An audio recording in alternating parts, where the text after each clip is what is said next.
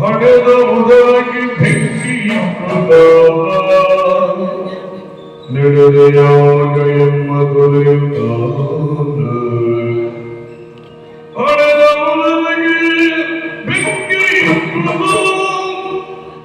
ನುಡಿಯುವುದೇನಿರ ಬಿಡುವುದೊಂದೇ ದಾರಿ ಪ್ರಾಣವನ್ನು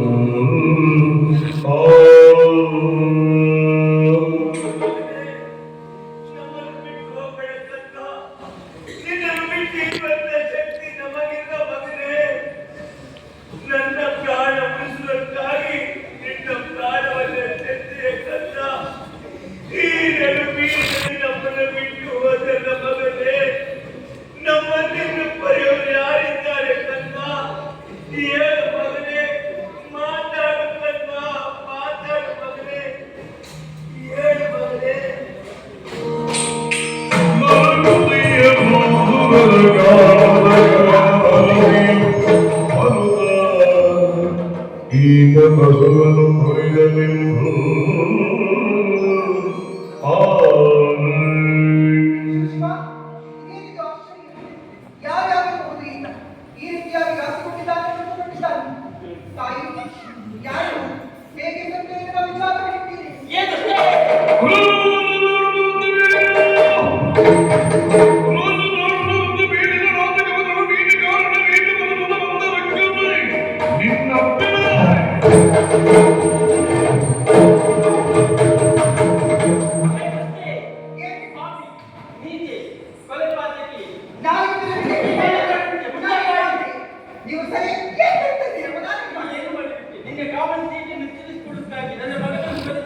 ಶಿಕ್ಷೆಗೆ ಮಾತು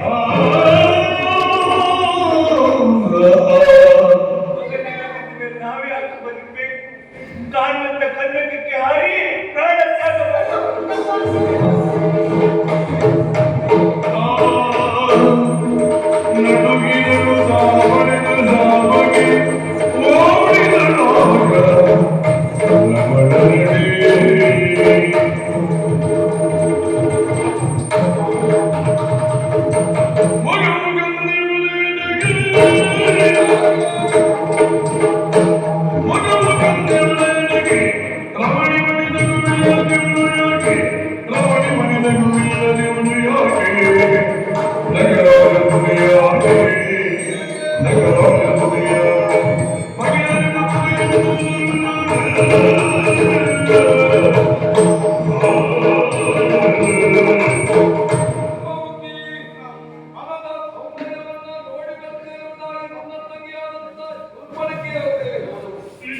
ಅರಳಿದ ಕಮಲದಂತೆ ನಿನ್ನ ಮಗನಾಗಿರಬೇಕು.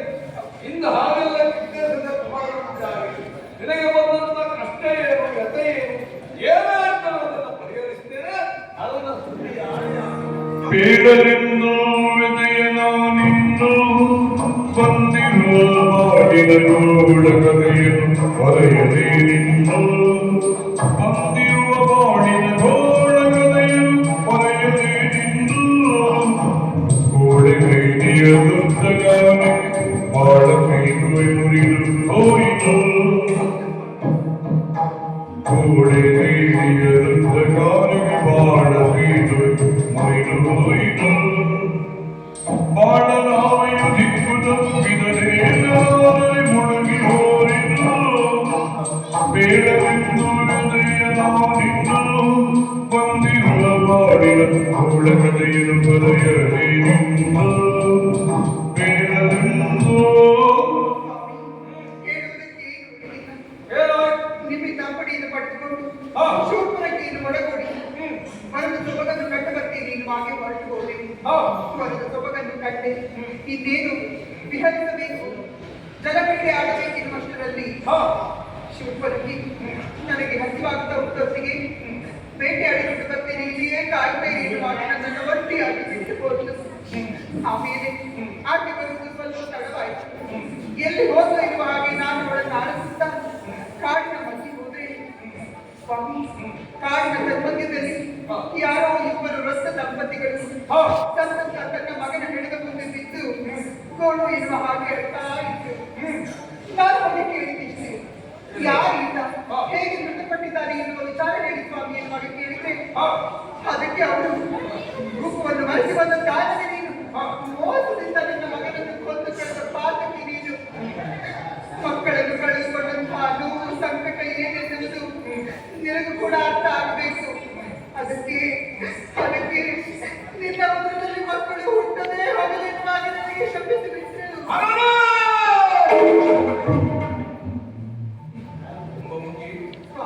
ನಿನ್ನ ನುಡಿಯನ್ನ ಕೇಳಿದಾಗ ಅವರ ಸಿಡಿಲೇ ಮೂಲದಿಂದ ಎದುರು ನೀನು ಅವರಲ್ಲಿ ಹೇಳಬೇಕಿತ್ತು. ನಾನು ಅಪರಾಧಿ ಅಲ್ಲ, ಅಪರಾಧಿ ಪರಿಮಾತ್ಯನಿಗೆ ಮಾರ್ಗವನ್ನು ಕೇಳಬೇಕಿತ್ತಲ್ಲ. ಕೇಳುವುದಕ್ಕೆ ಮುಂದಾಗಿ ಹೋದೆ ಸ್ವಾಮಿ, ಆದ್ರೆ ನನ್ನ ಮಾತು ಕೇಳುವಷ್ಟರಲ್ಲಿ ಅವರೇನು ಘೋರವಾದಂತಹ ಪ್ರಪಾತಕ್ಕೆ ಬಿದ್ದು ಪ್ರಾಣತ್ಯಾಗ ಮಾಡಿದ್ರು. ಹಾಗೆ ಅಲ್ಲಿ ಯೋಚನೆ ಮಾಡಿದ್ರು, ಇಷ್ಟಕ್ಕೆಲ್ಲ ಕಾರಣ ಯಾರಾಗಿರಬಹುದು ಎನ್ನುವ ಹಾಗೆ. ಸ್ವಾಮಿ, ಇಷ್ಟಕ್ಕೆಲ್ಲ ಕಾರಣ ಮತ್ತೆ ಯಾರಲ್ಲ, ನಿಮ್ಮ ತಂಗಿಯ ಶೋಧನೆ. ಹೌದು, ಅವಳಿಂದ ಹೀಗೆ ಯೋಚನೆ ಮಾಡಬೇಡ, ಚಿಂತಿಸಬೇಡ. ನಡೆದಂತ ಸಂಗತಿ